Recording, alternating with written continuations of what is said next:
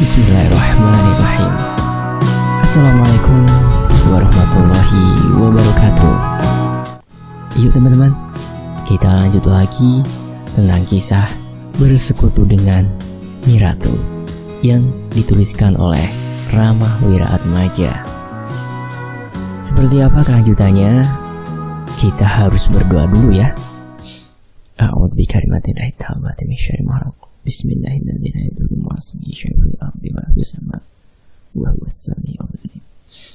Allahumma sholli ala sayyidina Muhammad sallallahu alaihi wasallam. Ini dia kelanjutannya.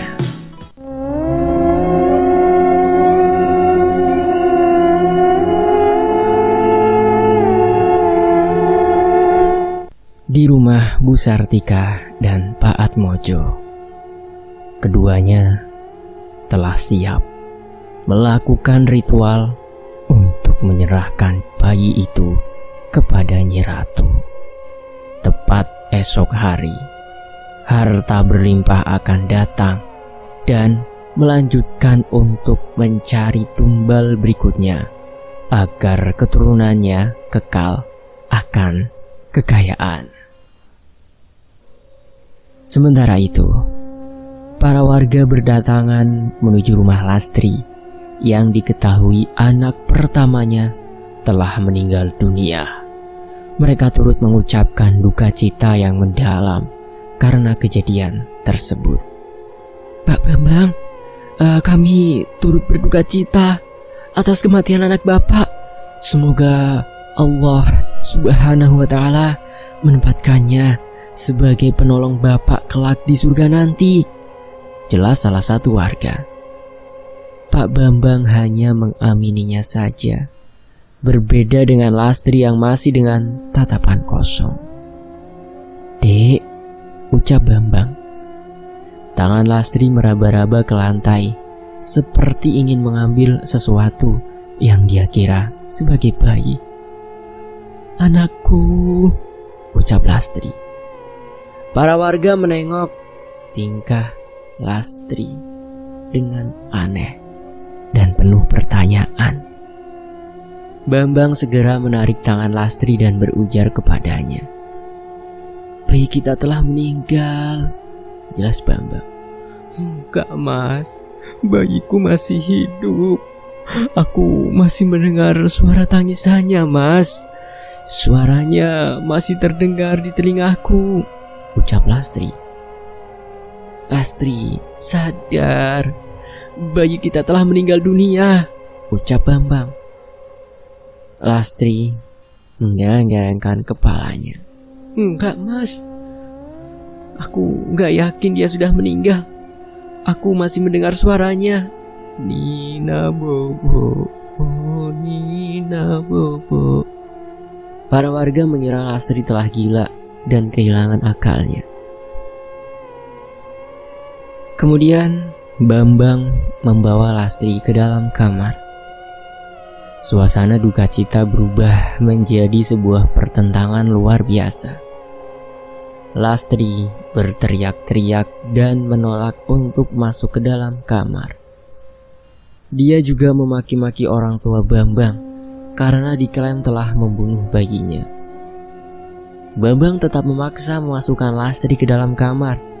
Ia tidak tega manakala kehormatannya dijatuhkan oleh istrinya sendiri. Walaupun begitu, para warga telah mengetahui isi hati Lastri yang menginginkan perdamaian dalam hatinya. Dia juga menginginkan ketenangan serta keadilan di dunia ini terhadap orang-orang yang sengaja menghancurkan hidupnya demi ambisi dan keinginan butanya. Hari itu adalah hari paling terburuk bagi Bambang sendiri. Dia telah mengalami berbagai macam ketakutan dalam dirinya sendiri. Bahkan untuk menengok Lastri yang dia kunci di dalam kamar pun Bambang tak segan. Untuk beberapa kalinya, Pak Atmojo dan Bu Sartika pun mengunjungi kediaman Lastri dan Bambang.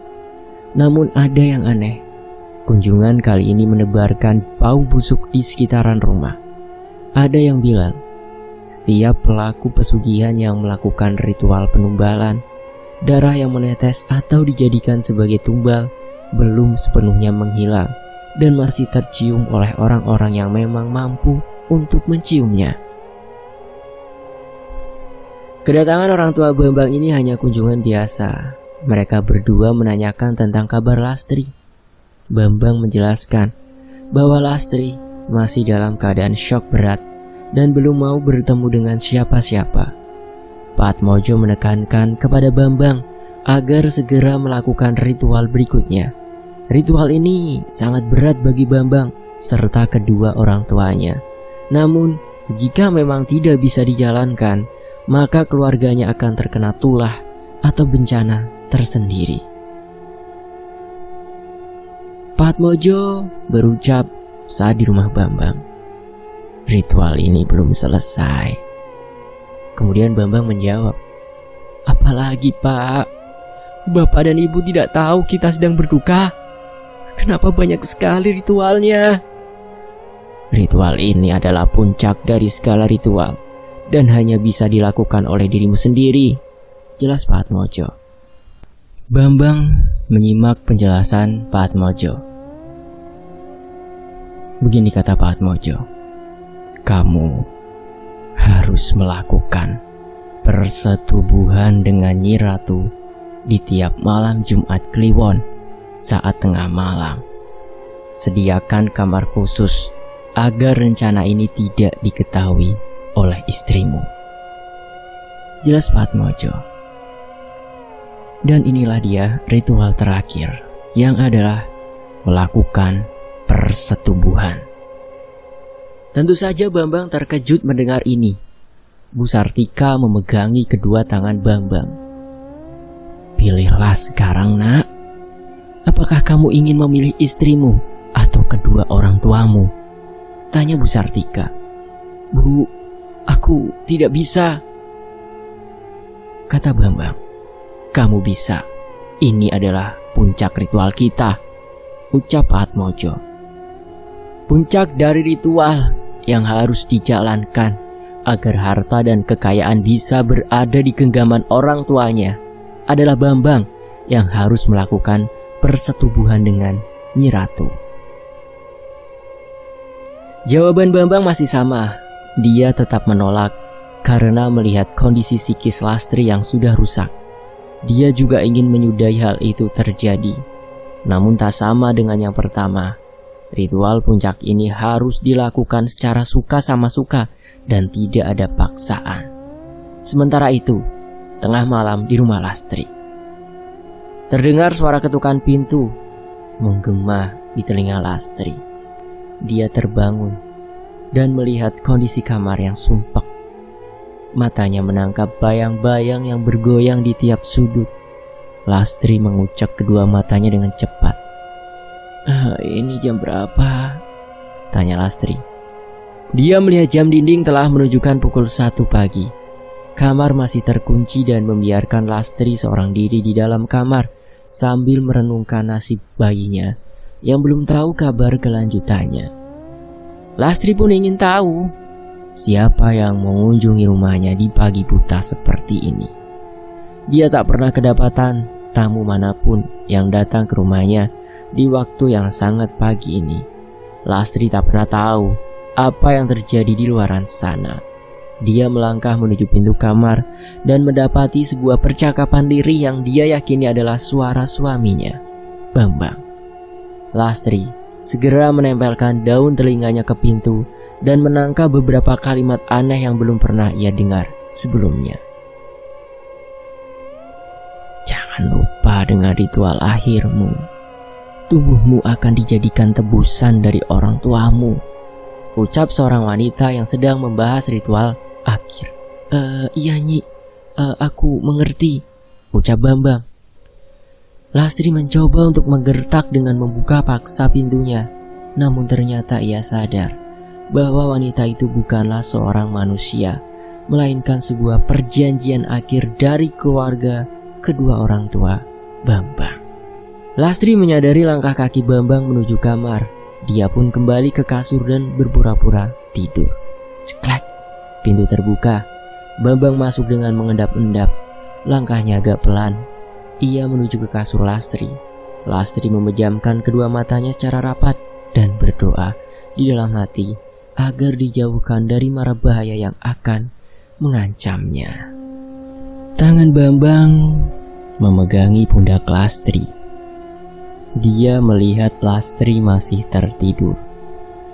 Padahal Lastri hanya memejamkan kedua matanya dan berpura-pura tidak mengetahui akan obrolannya tadi.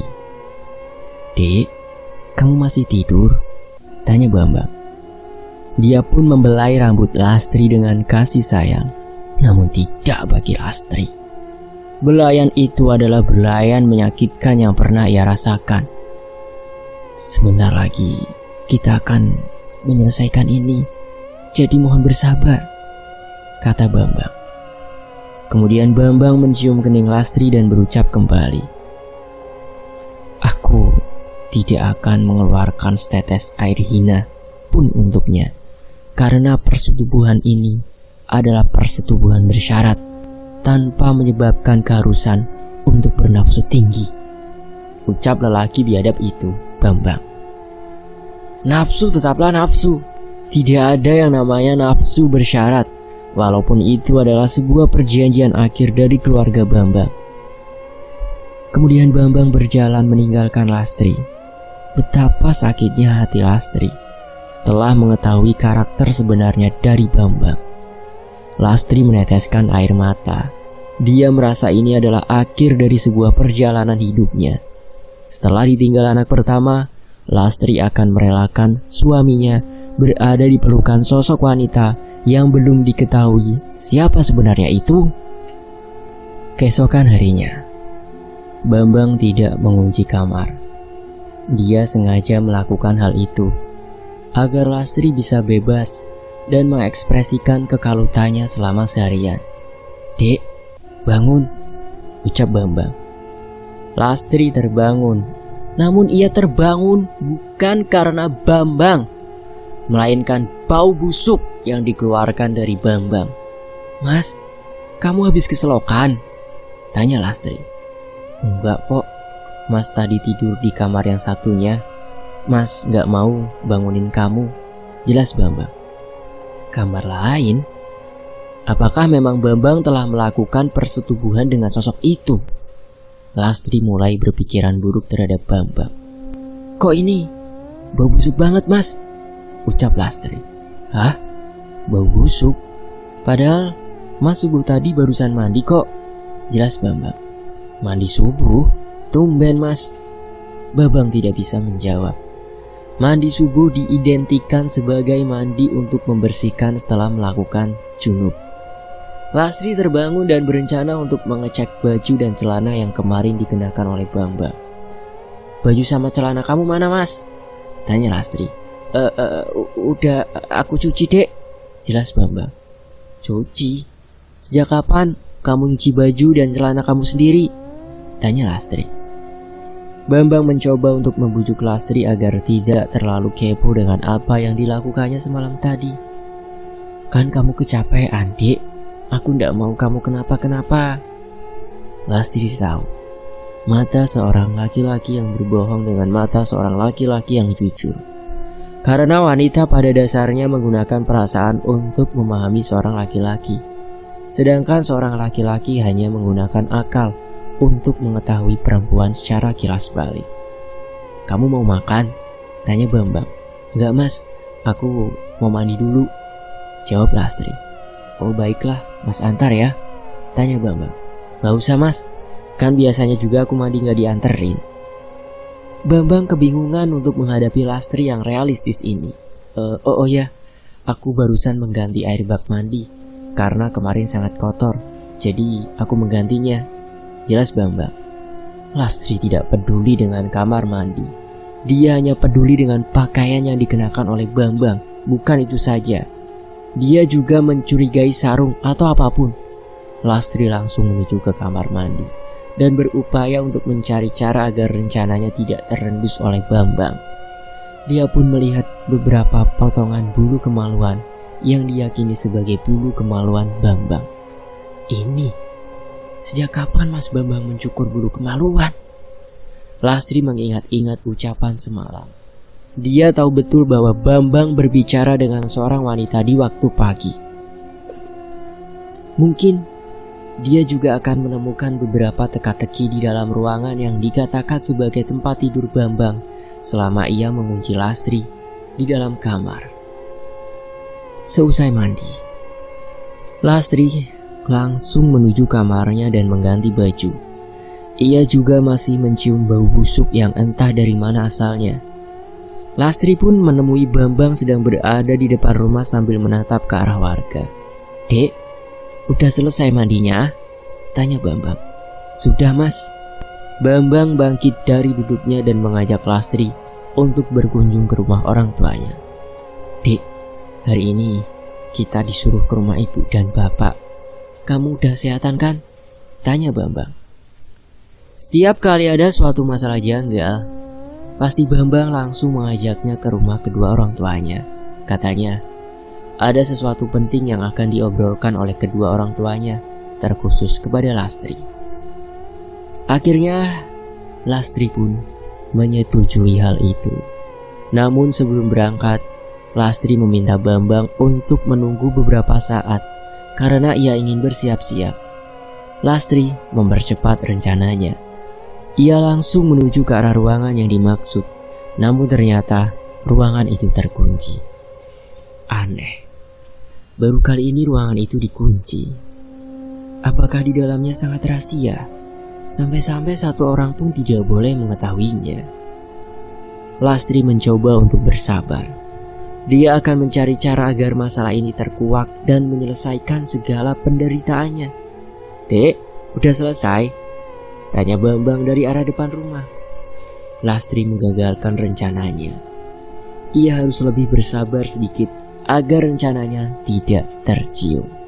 Sementara itu, di kediaman rumah Bu Sartika dan Pak Atmojo, daerah yang tidak disebutkan, Pak Atmojo dan Bu Sartika telah menunggu di depan rumah. Kali ini, mereka berdua sangat sumringah dan menyambut Lastri layaknya orang penting baginya. "Bagaimana keadaanmu? Sehat?" tanya Bu Sartika. Tumben, kenapa Bu Sartika dan Pak Atmojo sangat berbeda sifatnya. Lastri tidak memperdulikan itu. Yang pasti, ia sangat mengingat betul bahwa bayinya telah diambil oleh iblis wanita itu. "Ayo masuk, Nak. Ibu telah membuatkan makanan enak untuk kamu," jelas Bu Sartika. Lastri masuk ke dalam rumah, namun begitu ia melangkahkan kakinya ke dalam rumah, perasaannya berubah drastis. Seperti ada yang menyorotinya dari berbagai arah. Seperti ada yang melihatinya dengan tatapan tajam yang bengis dan siap memangsa. "Kamu kenapa, Dek?" tanya Bambang. Lastri menengok ke segala arah ruangan. Dia mencari-cari sesuatu yang melihatnya dengan tatapan yang menakutkan itu. "Kamu sehat-sehat saja kan?" tanya Bambang. "Mas, apa perasaanku saja ya? Kok aku seperti dilihatin banyak orang, tapi gak nampak wujudnya?" tanya Lastri. Perasaannya bukanlah hal yang salah. Perasaan itu menguat dan terus membuat Lastri ketakutan. "Lastri, ayo makan," ucap Bu Sartika. "Iya, Bu." Lastri berjalan ke meja makan. Segala hidangan makanan tersajikan secara rapih. Lastri kemudian disuguhkan makanan lengkap lauknya oleh Bu Sartika. "Makan yang banyak, nanti kamu harus kuat kalau mengandung lagi," jelas Bu Sartika. Lastri terkejut mendengar hal itu. Dari mana Bu Sartika bisa memprediksi hal yang belum diketahui kedatangannya? "Ibu tahu dari mana?" tanya Lastri. Bu Sartika dan Pak Atmojo tersenyum. Keduanya saling menatap satu sama lain. "Kita yakin sebentar lagi kamu akan memiliki anak, dan itu adalah cucu kesayangan kami," jelas Bu Sartika. Bambang kemudian meyakinkan Lastri bahwa yang diucapkan kedua orang tuanya adalah motivasi Lastri untuk berani hamil lagi. Kemudian Lastri melanjutkan makannya. Dia tak peduli lagi dengan perasaan kacaunya. Yang ia ingin lakukan adalah terus bersabar dan menghadapi semua ini dengan tenang. Setelah selesai, Bu Sartika mengajak Bambang untuk berbicara empat mata dengannya di sebuah kamar. Lastri membuntutinya dari belakang. Lastri mencoba menangkap apa yang diobrolkan oleh keduanya. "Bagaimana, Bang? Kamu telah melakukan persetubuhan itu?" tanya Bu Sartika. "Sudah, Bu. Ingat, malam ini yang terakhir. Jadi kamu harus bisa merahasiakan ini kepada Lastri. Jika anak kedua belum lahir, dia akan selamat," ucap Bu Sartika. Lastri terkejut mendengarnya. Rasanya baru kali ini ia menemukan manusia yang benar-benar melampaui batasnya sebagai manusia. Lastri pun terburu-buru kembali ke tempat semula karena keduanya telah selesai melakukan obrolannya. Bambang keluar dari kamar bersamaan dengan Bu Sartika. Sedangkan Pak Atmojo, ia entah kemana semenjak Lastri memakan hidangan yang dihidangkan oleh Bu Sartika. "Dek, ayo pulang," ucap Bambang. Lastri mengiyakan. Dia tak mau berlama-lama di tempat yang tidak sesuai dengan perasaan hatinya. Entah kenapa, perasaan Lastri tidak enak. Dia seperti memiliki perasaan buruk yang akan menimpa suaminya. Begitu juga dengan mertuanya. Singkat cerita, malam hari di rumah Lastri. Kali ini Bambang tidur bersamanya. Hal itu cukup membuat Lastri penasaran. Ia memilih untuk tidur terlebih dahulu di awal waktu untuk mengetahui hal pasti apa yang akan terjadi. Dan kebenaran pun terungkap ketika di waktu pagi Bambang menggerak-gerakkan tubuhnya seperti orang yang sedang melakukan persetubuhan. Lastri menyadari itu. Namun aneh, semenjak tadi Lastri tidak menyadari kehadiran seorang wanita. Ia juga mendengar suara desahan suaminya yang begitu memekik di telinga Lastri. Lastri hanya bisa menangis secara diam di sampingnya. Secara nyata, suaminya sedang melakukan persetubuhan dengan sosok yang diyakini sebagai perjanjian terakhir dari keluarganya. Setelah usai, suaminya bangkit dan mengecek Lastri. Apakah ia masih tertidur? Dan Lastri memejamkan kedua matanya rapat-rapat agar dia bisa menyembunyikan rasa penasarannya dari suaminya. "Dek, maaf ya, aku melakukan ini demi keluargaku. Maaf, Dek," ucap Bambang. Ia pun mengecup kening Lastri dan bertolak menuju kamar mandi. Lastri tahu suaminya telah usai melakukan persetubuhan. Lastri pun membuka kedua matanya yang telah sembab penuh air mata. Ia mencium bau air mani di dekatnya. Dan benar saja, ada bekas air mani yang berceceran di kasurnya. Tidak mungkin suaminya melakukan onani karena nafsunya yang tidak tersampaikan. Perasaan seorang wanita mengetahui suaminya seperti itu merupakan neraka dunia baginya.